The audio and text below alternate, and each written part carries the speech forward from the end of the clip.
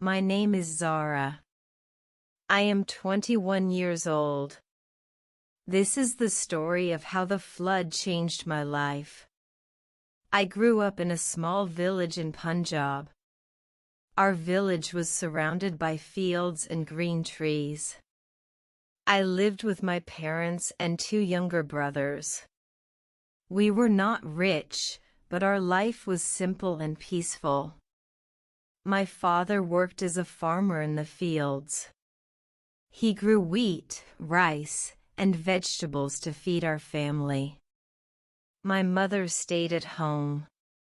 She cooked, cleaned, and cared for us with love every day. I helped my mother in the kitchen. I also taught my brothers when they needed help with homework. Life in the village was slow but beautiful. Children played outside, neighbors visited, and people shared food.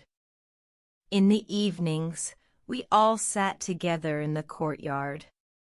My father told stories, and my brothers laughed loudly. We didn't have many luxuries, but we had peace, fresh air, and love in our home. Our house was small but strong. It was made of bricks with a roof of tin sheets.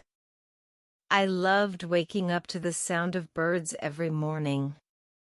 The smell of fresh roti from the kitchen made me smile. I used to dream of becoming a teacher one day. But I was happy just living in my village. One day, dark clouds covered the sky. The air became heavy, and the wind grew strong. Soon, heavy rain started to fall. At first, children danced in the rain with joy. The fields filled with water. Farmers watched with worried eyes, afraid of losing crops. We thought the rain would stop after a few hours. But it continued the whole night and the next day. The water in the streets became deeper and darker. Children stopped playing, and mothers called them inside. My father said, "Don't worry, this happens every year." But I could see fear in his eyes. Neighbors gathered at the mosque to discuss the rain. Some said the river was rising and might overflow soon. People began to move their animals to higher places. Cows, goats, and chickens were tied to safe corners. My mother started packing some clothes and dry food. She told me, "We must be ready for anything." I hugged my younger brothers tightly. They asked me, "Will the water come into our home?" I smiled at them and said, "No, don't be afraid." But inside my heart, I was not sure anymore. The rain kept falling harder. The sound of water filled every corner of our village. We didn't know it yet. But this rain was only the beginning of the flood that would take everything. The rain did not stop. It fell day and night without a break. Our fields turned into small lakes. The water entered the streets of our village. Children stood by the doors, watching with fear. Their toys floated away in the dirty water. My father walked outside with other men. They looked at the rising water and shook their heads. Everyone knew something was wrong. The mosque's loudspeaker called people together. The imam said, "The river is full, it may break soon." People gasped and whispered with fear. Neighbors began shouting to each other across houses. "Take your animals higher, don't wait." Voices were filled with panic and worry.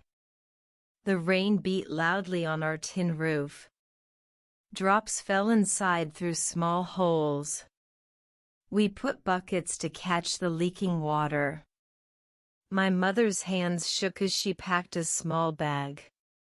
She put in flour, sugar, oil, and 2 blankets. I saw tears in her eyes. My brothers clung to me tightly. They asked, "Zara, are we going to die?" I hugged them and said, "No, we will be safe." That night, the water came into our courtyard. It covered the floor, wetting our beds and shoes. We moved everything onto higher shelves. The goats cried loudly in fear. Their ropes pulled tight as the water touched their legs. My father lifted them one by one. The sound of rain mixed with the cries of animals. It felt like the whole world was drowning. My chest felt heavy with fear. Suddenly, a man came running to our house. He shouted, "The river has broken, the flood is coming." His face was pale with panic. My father quickly told us to get ready. "Take only what you can carry," he said. His voice was strong, but his eyes were wet. I took my school bag and put in 2 dresses. I added my notebook and a photo of my grandmother. That photo was my only treasure. My mother carried a small pot of food. She wrapped it in cloth to keep it dry. She said, "Maybe this will help us later." We stepped outside, and the street was gone. Only water flowed where we once played. It rose to our knees within minutes. My father lifted my youngest brother onto his shoulders. I held my other brother's hand tightly. We walked slowly through the rushing water. Neighbors were leaving their houses too. Some carried children, others pushed carts of food. Everyone moved together toward the main road. I saw a woman crying, holding a baby. The baby was cold and wet. A young boy helped her carry her bag. A rescue van arrived, splashing water everywhere. A man shouted, "Come quickly, the flood is rising." People rushed forward, fighting for space. My father pushed us inside the van. We sat close with other families. The van was crowded, but we were safe. As the van moved, I looked back at my house. The water reached the windows. The home of my childhood disappeared behind waves. Tears filled my eyes. I whispered to myself, "Please God, save our village." I felt like part of me was left behind. The road was broken and muddy. The van stopped many times because of deep water. But finally, we reached a higher ground. That night we sat under an open tent with strangers. We were wet, cold, and hungry. But at least, we were alive together. The next morning, we heard bad news. Our village was under deep water. Many houses had already collapsed. My father whispered, "Our home is gone." I felt my knees weaken.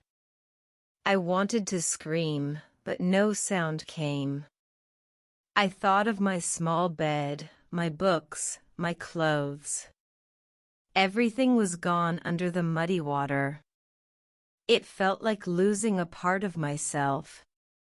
The goats we could not carry had drowned. I remembered their cries from the night. Tears ran down my face. My mother held her head in her hands. She said, "How will we start again?" Her voice was filled with pain. We were taken with other families to a school building. It was turned into a relief camp. Hundreds of people sat inside. The air smelled of wet clothes and mud. Children cried for food. Mothers tried to calm them with soft words. We spread our small blanket on the floor. That became our new bed. It was hard and cold, but it was all we had. A kind man came with a box of biscuits. He gave one packet to each family. We ate slowly, saving every bite. At night, people coughed and babies cried. There was no light, only one small lamp. The darkness felt endless. I missed the quiet of my home. Even the sound of our chickens in the morning. Now there was only noise and sorrow. My younger brother asked me, "When will we go back?" I had no answer. I only hugged him tightly. The next day, volunteers brought big pots of rice. Everyone stood in line for food. We waited for 2 hours to get one plate. A woman beside me fainted from hunger. People lifted her gently. Someone shared their food with her. Even in sadness, I saw kindness. People shared water, blankets, and clothes. Strangers became like family in that place. I met a girl named Sana. She lost her father in the flood. Her eyes were always red from crying. We sat together in silence. She held my hand and whispered, "At least we are alive." Her words gave me a little strength.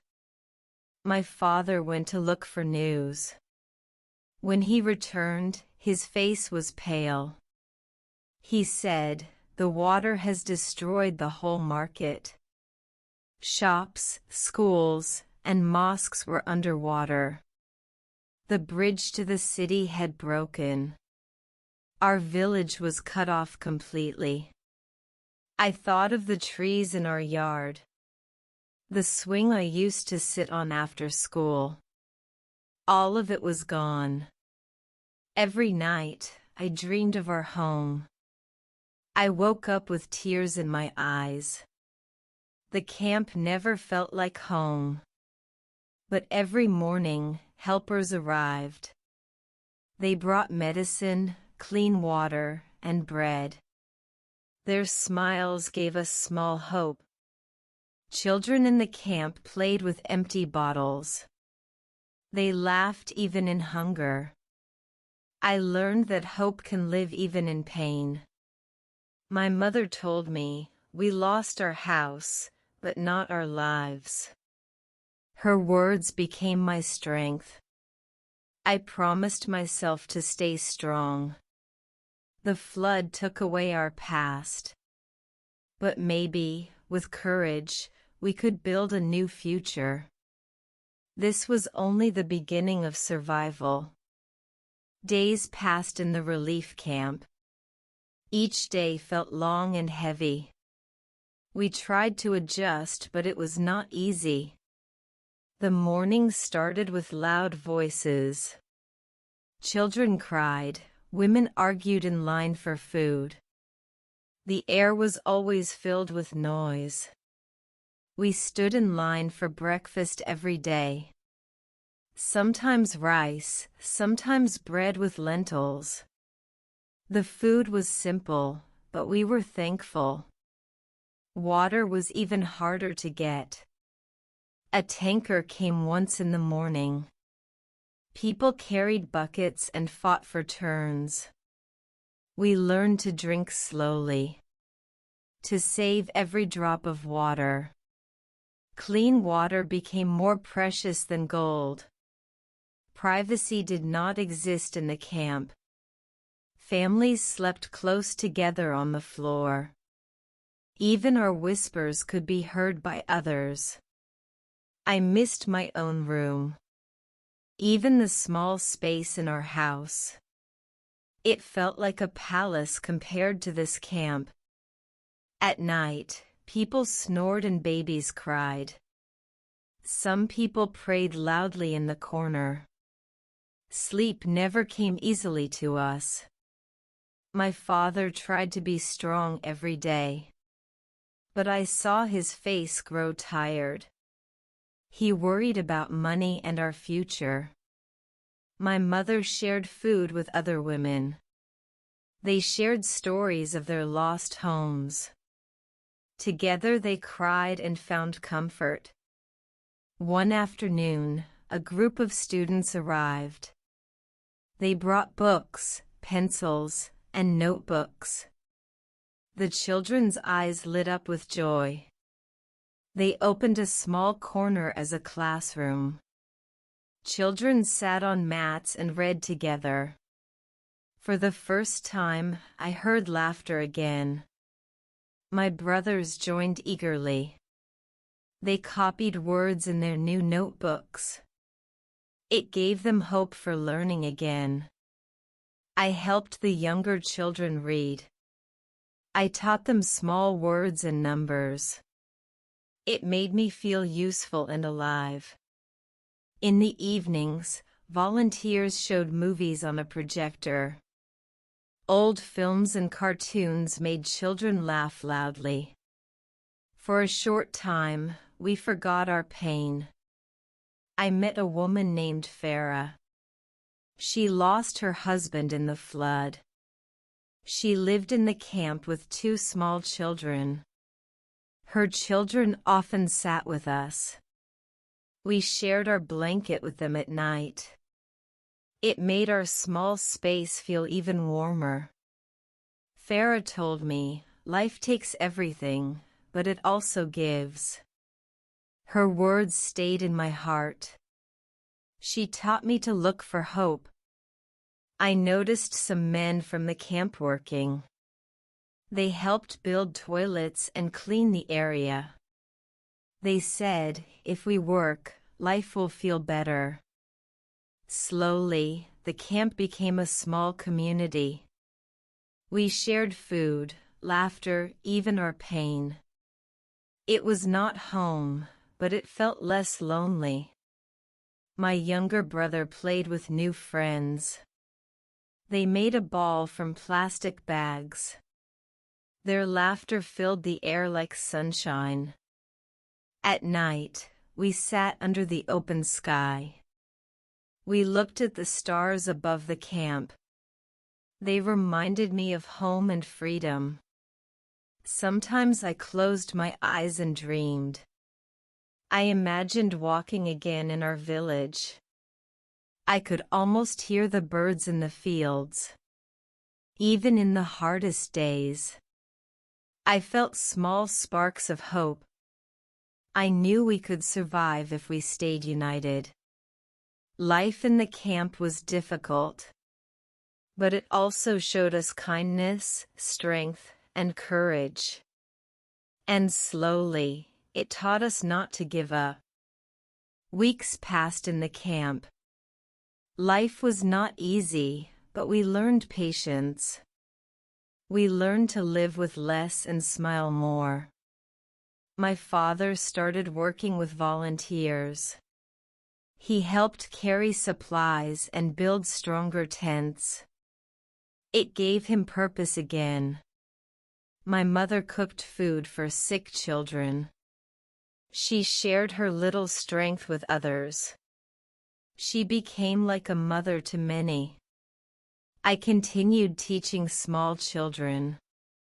They learned new words every day. I felt proud to be their teacher. One morning, a government officer visited.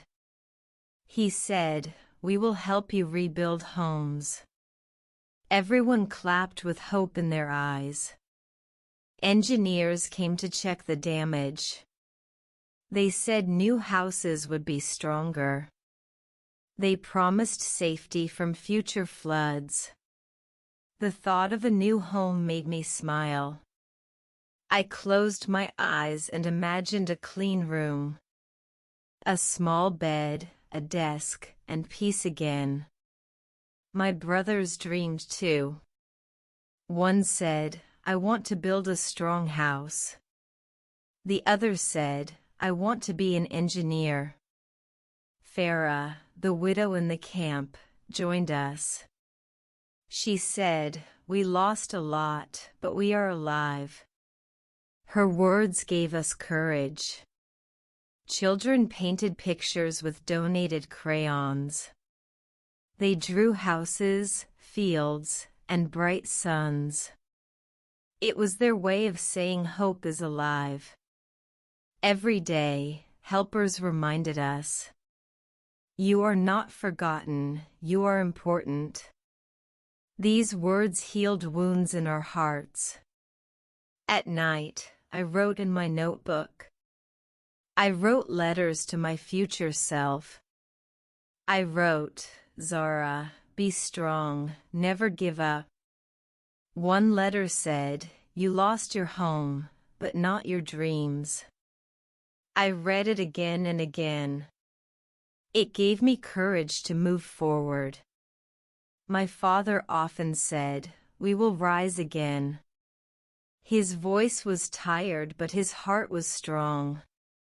We believed him because we had no choice. Slowly, families began leaving the camp. They went back to rebuild their broken houses. One by one, our neighbors returned to their villages. When our turn came, we packed our small bag. We had fewer things than before, but we carried more strength inside us. The road to our village was muddy and broken. We walked slowly, holding hands tightly. We were scared but also excited. When we reached our village, I stopped. Our house was gone, only bricks remained. But I still felt hope rising inside me. I said to myself, "This land is still ours. We can build again, stronger than before." The flood took our house, but not our courage. Dear friends, this is my story. The flood changed my life, but it also taught me hope can survive even in the darkest times. Thanks for watching. Please subscribe to the channel for more English learning stories.